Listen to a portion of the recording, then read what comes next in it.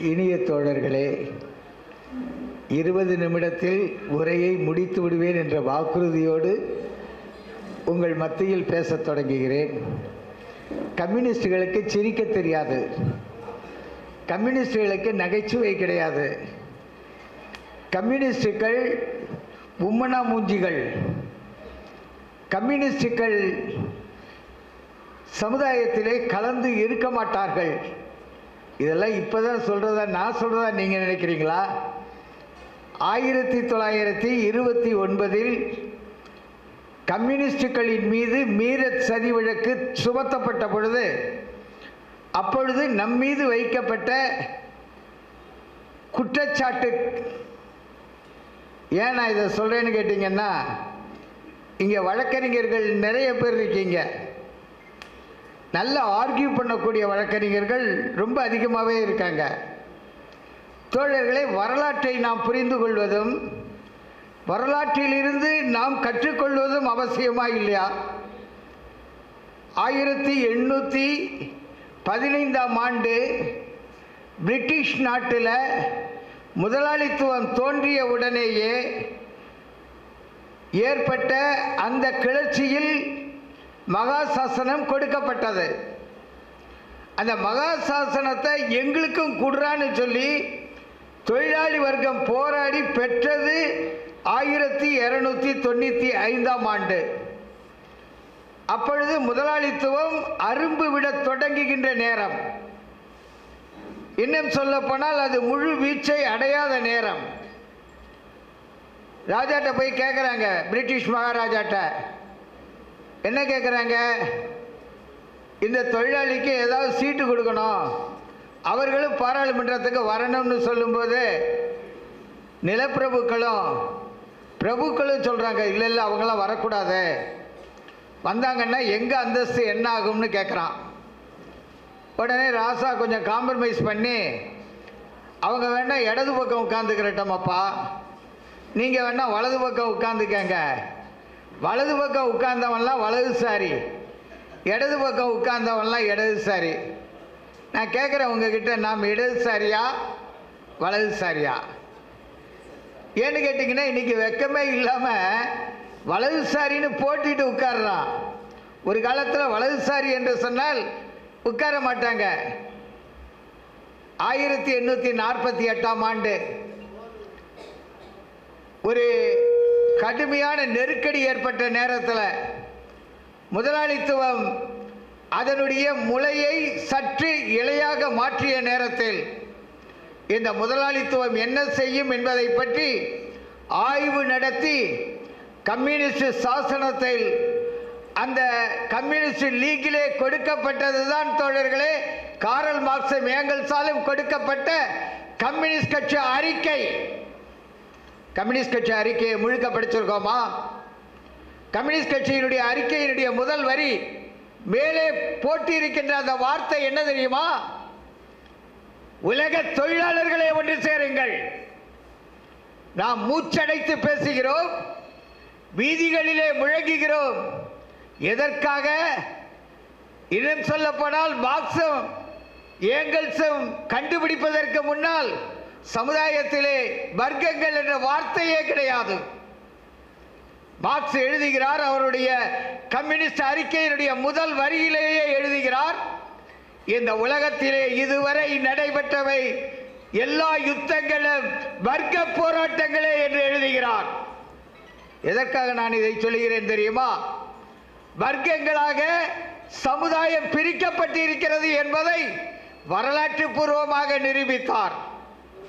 தோழர்களை, நான் இன்னும் சொல்லுகின்றேன், உலகம் எப்படி தோன்றியது என்பதை மட்டுமல்ல, உயிரினங்கள் எப்படி தோன்றியது என்பது மட்டுமல்ல, உயிரினங்களுடைய பரிணாம வளர்ச்சியை எழுதுவது மட்டுமல்ல, மனிதன் மனிதனாக நிமிர்வதற்காக அவனுடைய உழைப்பு சக்தியை எப்படி பெருக்கினான் என்பதை எழுதியது மட்டுமல்ல, எப்படி மதம் வந்தது, எப்படி சிந்தனை வளர்ந்தது, எப்படி கருத்துக்கள் உருவாகியது, கருத்துக்களிலேயே உள்ளுக்குள் இருந்து வருகின்ற கருத்து முதல்வாதமா, புறத்தில் இருந்து வருகின்ற கருத்து முதல்வாதமா, ஆய்வு நடத்தி இது கருத்து முதல்வாதம் அல்ல, பொருள்தான் வெளியே இருக்கின்றது.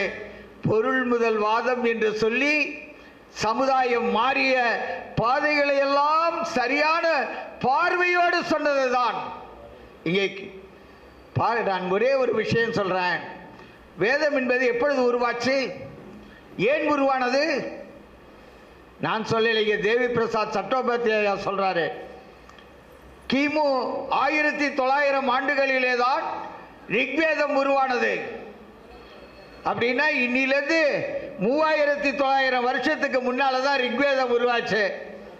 யஜுர்வேதம் அப்படித்தான் உருவாச்சு. இதற்கு ராகங்கள் கொடுப்பதற்காக சாமவேதம் உருவாச்சு. அந்த ராகங்கள் கொடுப்பதற்காக உருவான சாமவேதத்தோடு மாயையை உருவாக்குவதற்காக அதர்வண வேதம் உருவாயிற்று என்று சொன்னார். பார்க்க வேண்டாமா? இதனை ஏன் பார்க்கின்றோம் தெரியுமா? ரிக்வேதம் என்ன சொல்லுகிறது, எதை கண்டு எழுதப்படுகிறது?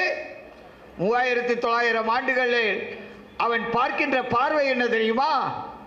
இப்பொழுது நான் சொல்லுகிறேன், கேட்டுக்கொள்ளுங்கள். இயற்கையை கண்டு மனிதன் பயந்தான். இயற்கையை கண்டு பயந்து அவன் உழைப்பாக மாறுகின்ற அந்த காலகட்டத்திலே அவன் பயந்து போய் இட்ட கூக்குரல்கள் வேதங்களாக மாறியது. அவனுடைய அந்த பயம்தான் தீய கண்டு வணங்குறான்.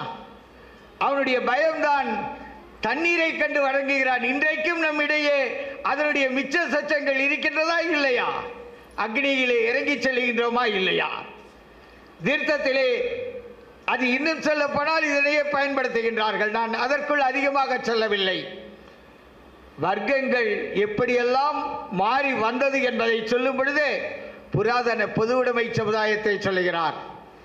தோழர்களே, தோழர் பானுமதி அவர்கள் என்னிடம் சொல்வதற்கு முன்னால் தோழர் செல்வராஜ் சொல்லிவிட்டார். 2ஆம் தேதி கம்யூனிசம் இதற்கான கருத்தரங்கம் இருக்கிறது என்று. ஏறத்தாழ ஒரு வாரத்திற்கு மேலாக நான் மூலதனத்தை தேடிக்கொண்டிருந்தேன். நேரடியாக படிக்க முடியாத காரணத்தினால் மூலதனத்தை பற்றி எழுதிய நூல்களை எல்லாம் படித்துக் கொண்டிருந்தேன்.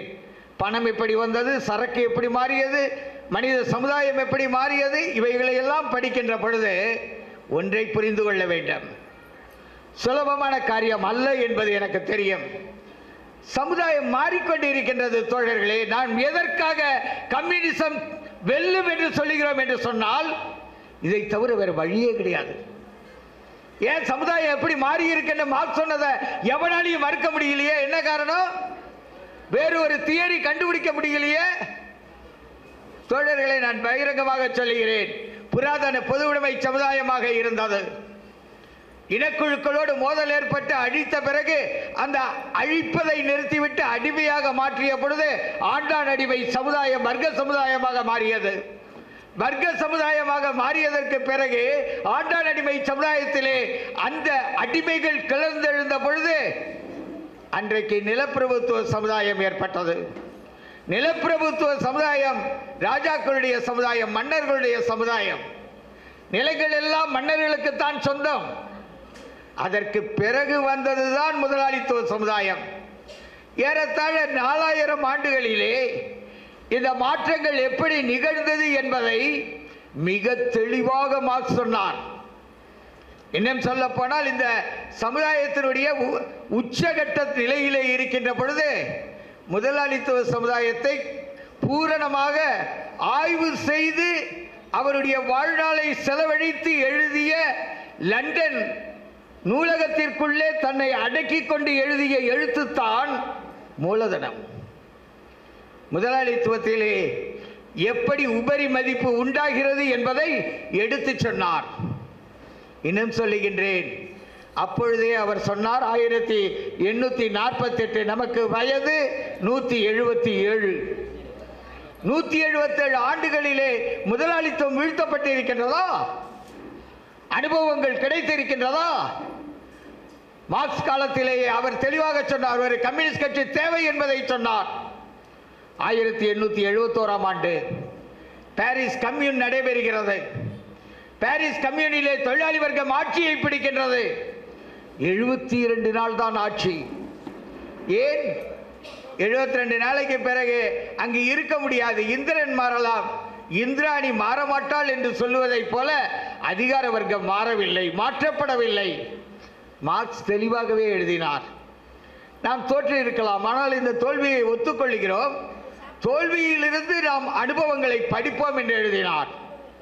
இன்னும் சொல்ல போனால் அந்த அனுபவத்தை செழுமைப்படுத்தியது, மார்க்சியத்தை செழுமைப்படுத்தியது, மார்க்சும் ஏங்கல்ஸும் உள்ளடங்கியதுதான் மார்க்சியம் என்பதை நாம் புரிந்து கொள்ள வேண்டும். செழுமைப்படுத்தியது மாமேதை லெனின். 1895ஆம் ஆண்டு ஐரோப்பாவினுடைய நோயாளி என்று அழைக்கப்பட்ட நாடு, ஜார் என்ற அந்த கொடிய மன்னன் ஆண்டு கொண்டிருந்த நாடு, அந்த நாட்டிலே தான் லெனின் ரஷ்ய சமூக ஜனநாயக கட்சியை உருவாக்குகிறார். ரஷ்ய சமூக ஜனநாயக கட்சியை உருவாக்கும் பொழுதே அவர் தருகிறார், கோட்பாடுகளை தருகிறார். கோட்பாடுகளை எல்லா கம்யூனிஸ்ட் கட்சியும் இன்றைக்கு வரை பின்பற்ற வேண்டும். அதுதான் லெனினிய கோட்பாடு. நான் அதற்குள் செல்லவில்லை. 1905 ஒரு புரட்சியை நடத்துகிறார், தோல்வியடைகிறார். 1907 புரட்சியை நடத்துகிறார், தோல்வியடைகிறார். 1914ஆம் ஆண்டு முதல் உலக யுத்தம் தொடங்கியது. எதற்காக? தன்னுடைய முதலாளித்துவம், தன்னுடைய வியாபார சந்தையை தேடுவதற்காக. நாடுகளை அவர்கள்தான் கூறு போடுகின்றார்கள். கூறு போடுகின்ற அந்த யுத்தத்தின் நடுவிலே தான் ரஷ்ய நாட்டிலே புரட்சி வெற்றி பெற்றது மாமேதை லெனின் தலைமையிலே. போல்ஷிவிக்குகள் ஆட்சி பீடத்திலே அமர்ந்தார்கள். பெரும்பான்மையினர், இங்கே இருக்கின்ற நம்முடைய கவிஞன் பாரதி வரவேற்று எழுதினான். உக்கிரகத்தின் மனிதர்களை புரிந்து கொண்ட பாரதி, காளி என்பவள் கோபத்தினுடைய தெய்வம் என்பதை புரிந்து கொண்டுதான் அவன் எழுதினான். மாகாளி பராசக்தி ருஷ்ய நாட்டினர் கடைக்கண் வைத்தாள், அங்கே ஆகாவென்று எழுந்தது பார் யுக புரட்சி. யுக புரட்சின்னா அவன் இன்னும் சொல்ல போன மிக தெளிவாகவே சொன்னான், அதுதான்டா குடியரசுன்னா. குடிமக்கள் சொன்னபடி குடிவாழ்வு மேன்மையுற குடிமை நீதி கடிதொன்றில் எழுந்தது பார் குடியரசு என்று. அந்த குடியரச இவன் சொல்ற பாணியிலேயே சொன்னான், கிருத யுகம் எழுக மாதோன்னா. யோசிச்சு பார்த்தீங்களா? இந்தியாவில் கம்யூனிஸ்ட் கட்சி உருவாகவில்லை. 1913 முதல் முயற்சி தொடங்கியது, கதார் கட்சியாக தொடங்கிய அந்த முயற்சி மாஸ்கோவிலே உலகத்திலே கம்யூனிஸ்ட் கட்சியை ஒவ்வொரு நாட்டிலும் உருவாக்க வேண்டும் என்பதற்காக மார்க்ஸ் காலத்திலேயே கம்யூனிஸ்ட் அகிலம் உருவானது. முதல் அகிலம் உருவானது, இரண்டாவது அகிலம் உருவானது, மூன்றாவது அகிலத்தை லெனின் தான் உருவாக்குகிறார். லெனினுடைய தலைமையிலே இந்தியாவிற்குள்ளேயே கட்சியை உருவாக்குங்கள், இந்தியாவிலே ஒரு கம்யூனிஸ்ட் கட்சி உருவாக வேண்டும் என்று சொல்லுகிறார். எம்என் ராய் தொடங்குகின்றார், இந்தியாவுடைய கட்சியாக உருவாக வேண்டும் என்று சொல்லும் பொழுதே நம் மீது தாக்குதல்கள் நடைபெற்றன. தோழர்களே, நாம் பேசிக்கொண்டிருக்கின்றோம், இப்பொழுது பேசிக்கொண்டிருக்கின்றோம், முதலாளித்துவ ஜனநாயகத்திலே நாம் நின்று பேசிக்கொண்டிருக்கின்றோம். ஆனால் கம்யூனிஸ்ட் என்று உள்ளே நுழையும் பொழுதே கைது செய்யப்பட்டான். பெஷாவர் சதி வழக்கு போடப்பட்டது 1922, 23, 24ஆம் ஆண்டு கான்பூரிலே சதி வழக்கு போடப்பட்டது. நம்முடைய தோழர்கள் கைது செய்யப்பட்டார்கள், காரக்கிரகத்திலே அடைத்து வைக்கப்பட்டார்கள். 1927 சதி வழக்கு, லாகூர் சதி வழக்கு போடப்பட்டது. பகத்சிங்கும் சுகதேவும் ராஜகுருவும் தூக்கிலே ஏற்றப்பட்டார்கள். 1929 மீரட் சதி வழக்கு போடப்பட்டது. அப்பொழுதுதான் நாம் சொன்னோம், இந்தியாவை பற்றி ஆழமாக கவலைப்பட தொடங்கினோம். தொடங்கிய அந்த தொடர் போராட்டங்கள், இந்திய நாட்டினுடைய விடுதலைக்காக ஆயிரம் தோழர்கள் ரத்தம் சிந்தவில்லையா? தூக்கிலே தொங்கவிடப்படவில்லையா? கொல்லப்படவில்லையா? கத்தி குத்துப்படவில்லையா? செத்து செத்து செத்து இந்த நாட்டினுடைய சுதந்திரத்திற்காக, அதுதான் முதல் விடுதலை பெற வேண்டும் என்பதற்காக போராடி செத்தோமா இல்லையா? வெறுமனே இந்த நாட்டினுடைய சுதந்திரத்தை வாங்கியிருக்கோம், இது முதலாளித்துவ சுதந்திரம் தான், இல்லை என்று சொல்லவில்லை. பொருளாதார விடுதலை இன்னும் கிடைக்கவில்லை என்பது உண்மைதான். அரசியல் சுதந்திரத்திலே அது எப்படியெல்லாம் ஏமாற்றப்படுகிறது என்பதையும் நாம் புரிந்து கொண்டு இருக்கின்றோம். வாக்குச்சீட்டு உனக்கும் ஒன்றுதான், அதானிக்கும் ஒன்றுதான் என்று ஏமாற்றுகின்ற காட்சிகள் எல்லாம் நமக்கு தெரியும். பணத்தால் விளையாடும் அரசியலை நாம் கற்றிருந்திருக்கின்றோம். தோழர்களே, ஒன்றை நான் சொல்லுவேன், இவ்வளவையும் தாண்டி எல்லாத்தையும் பரீட்சை செஞ்சுதான கம்யூனிஸ்ட் கட்சி பார்த்திருக்கேன். ஆயுதம் தாங்கவில்லையா? சிறைச்சாலைக்குள்ளே வாடவில்லையா? விடுதலை பெற்றோம், பெற்ற விடுதலை சரியில்லை என்று சொன்னோம்.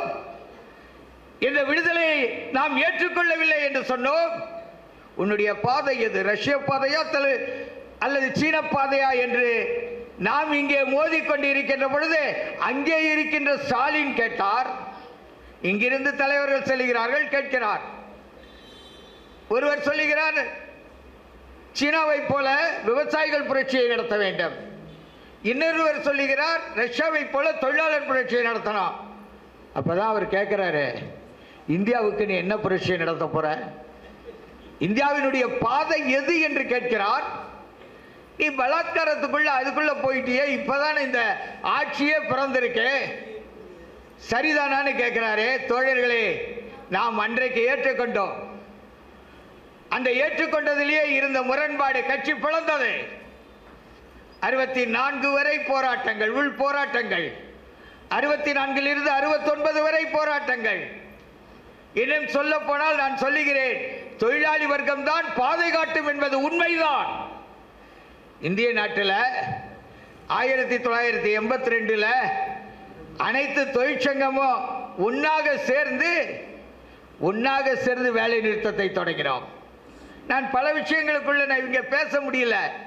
ஆனால் ஒன்றை மட்டும் சொல்லுவேன், மாற்றம் உண்டு, மாறாதது என்பதுதான் மாமேதை மார்க்ஸ் சொன்னது. மாற்றம் மாறும்.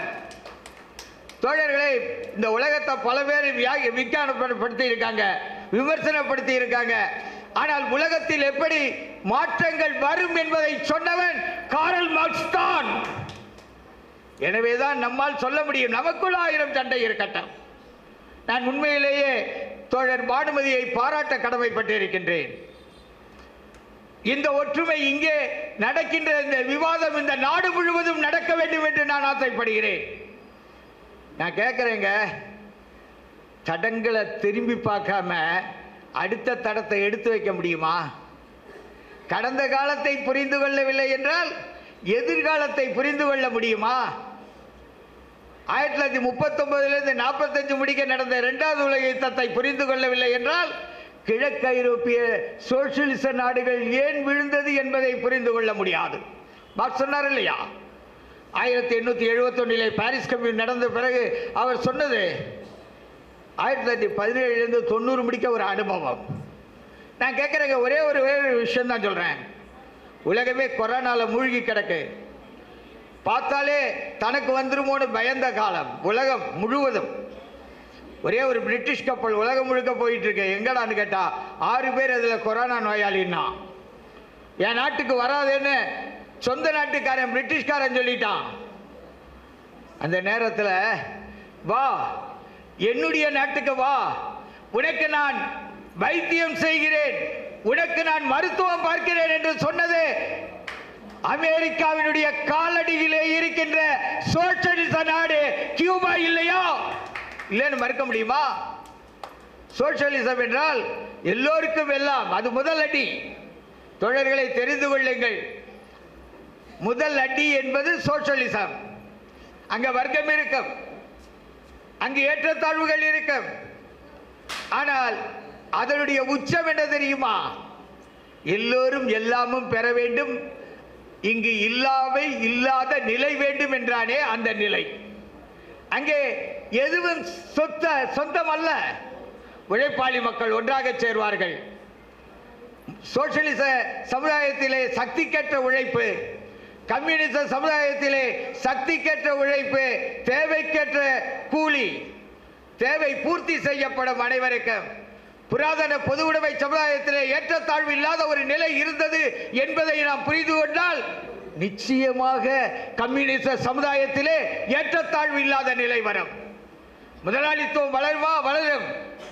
தூக்கி எறியக்கூடிய சக்தி உண்டு. தோழர்களே, மக்களிடம் செல்வோம், மக்களிடம் சென்று மக்களுக்கு கற்றுக் கொடுப்போம், கற்றுக்கொள்வோம். போராட்டங்கள் இல்லாமல் எந்த பிரச்சனைக்கு முடிவு வராது. போராட வேண்டும் என்று சொன்னால் நம்மிடையே வேற்றுமைகளை நாம் களைய வேண்டும். நாம் ஒன்றாக முதலிலே ஆக வேண்டும். பேசுவோம். நாங்கள் பகிரங்கமாக இந்திய கம்யூனிஸ்ட் கட்சி, நான் அதன் சார்பிலே ஏஐடிசியின் சார்பிலே தான் பேசுகிறேன். ஒன்றை சொல்லுவேன், இந்திய நாட்டிலே எது இப்பொழுது தேவை?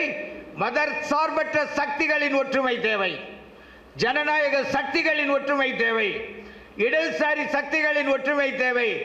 மத சார்பற்ற ஜனநாயக இடதுசாரி ஒற்றுமை ஒன்றுதான் நிச்சயமாக ஒரு தீர்வை கொண்டு வரும்.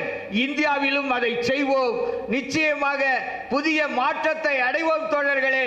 நிச்சயமாக நம்முடைய போராட்டங்கள் தொடரட்டும். போராட்டங்கள் தோற்றதில்லை, தோற்றதாக சரித்திரமில்லை. போராடுகின்ற உழைக்கும் மக்களுக்கு ஜாதி இல்லை, இனம் இல்லை, மதம் இல்லை, மொழி இல்லை, கொள்கை உண்டு, கோஷம் உண்டு. நன்றி, வணக்கம்.